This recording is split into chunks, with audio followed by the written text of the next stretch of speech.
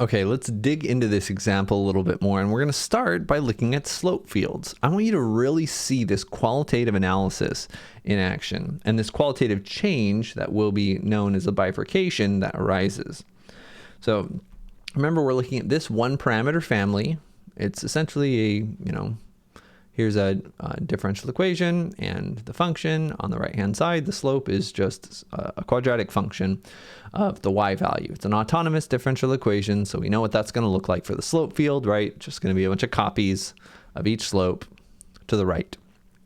All right, and so let's plot this for different values of that mu. So here's that first one, right? Mu equals 0, you can really see those two equilibria, right? There's an equilibrium for y equals 0 and an equilibrium at y equals square root of 2? No. 2. At 2. All right, right? And you can see what happens, right? Depending on where you start. We have a source down here. Sorry, we have a source up here at y equals 2, and we have a sink down here at y equals 0. But as we increase this, right, as we increase this a little bit, increase this mu value a little bit, let's see what changes. Oh, gosh, it's supposed to be 0.5.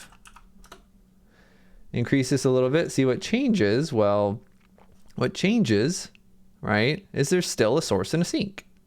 But now they're a little closer together, right? And if we make it even bigger, the source and the sink are going to get even closer together. In fact, this thing up here is now going away, right? The same initial condition actually changed behavior, but you can see this purple one, right? Here's our source, here's our sink. They're getting closer and closer together, etc. All right, and then when wait, this is I typed in the wrong differential equation, didn't I?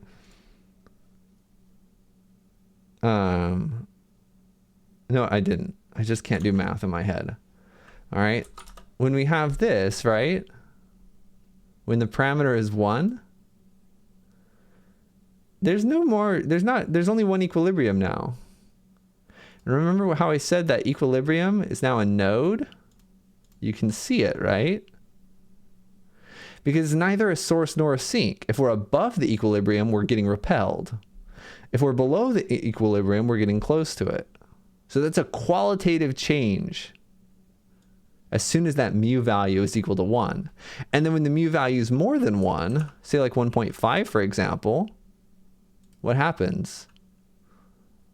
We have no equilibrium anymore, right? We knew that. Because that parabola is always positive now. Right? There's no real roots to the polynomial, to the quadratic function anymore. No real roots means that it's never 0. Never 0 means it's there's no equilibrium. And if it's never 0, you can see that it's always positive. The slope always being positive translates to each of these solutions only being increasing. So you can see that this solution for a mu value above 1 is much different from a solution for a mu value below 1, right? So we say a bifurcation happens at mu equals 1.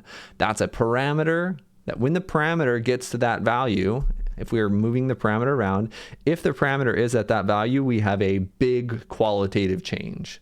They don't even look like the same, like they're in the same family, right?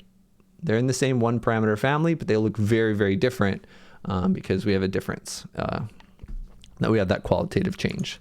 So that's really what we're looking at. And we could, again, break this down a little bit more. We know, right, this is y squared minus 2y plus mu. We know how to find and how to analyze how many roots this has. This is a quadratic equation. We look at the discriminant, right? What's b squared minus 4ac? Well, that's going to be 4 minus just 4 mu. So we know if this is positive, right, then there's 2 solutions. So that's going to be 2 equilibria, right? If it's equal to 0, then there's going to be 1. And if it's negative, there's going to be none. And so, of course, you solve this real quick. You find that interesting things happen when mu is equal to 1.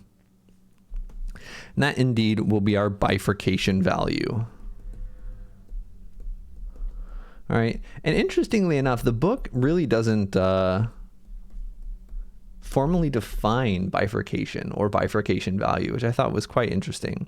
But again, if you want a formal definition, I'm not going to give a super formal definition, but basically a bifurcation value is where a qualitative change in solutions occurs. So it's a parameter value that gives a qualitative change in the solution.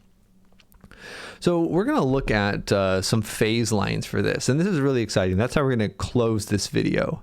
So we're going to just look at some phase lines for different values. And so similarly to how I often do, I'm going to recommend that you pause the video after I start this table, and I want you to fill in the table.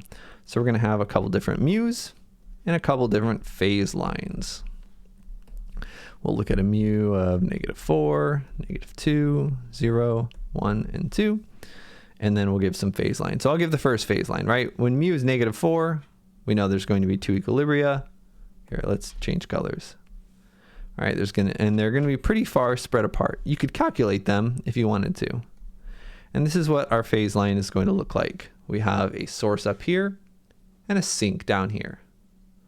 So pause the video, try to find what the phase lines are going to look like for all of these. When you do that, you should essentially see that that they're getting closer together. At 0, they're quite close together, but the arrows aren't changing. And then something very interesting happens at 1. At 1, they meet. And now we have a node, right? They're going the same direction. And at 2, there is no equilibrium anymore. And we just have, the phase line is there's just one direction, right? It's just always increasing. We saw that in the slope field. Not this one, but for this one. We saw that they were always increasing. Well, you have now just made your very own bifurcation diagram. All right. We'll talk about that in the next video, but essentially a bifurcation diagram shows how the equilibrium change with a varying of the parameters. If you wondered why we drew phase lines vertically instead horizontally, because a lot of times you draw number lines horizontally. This is one of the main reasons why vertical phase lines are useful, is because it's going to give us our bifurcation diagram. So we'll talk more about that in the next video. That's pretty much what we have to talk about here. Again, bifurcation happens because, again, 2 equilibria, like varying the parameter from -4 to -2, right? It changes the equilibria. But there's not a qualitative change in these phase lines, right? These are basically the same phase lines. The dots are just in different points. And -2 to 0, right? These are basically the same phase lines, just small differences. But these are all different phase lines, right? 2 equilibria, source and sink. 1 equilibrium, only a node. No equilibria. Those are qualitatively very, very different. And again, if you adjust mu very close to 1, you're going to get very different things qualitatively speaking.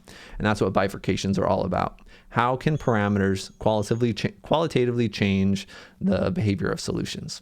And we'll talk about more about why I said this is a bifurcation diagram. We'll talk about what bifurcation diagrams are and why they're useful in the next video. Anyway, take it easy. Bye-bye.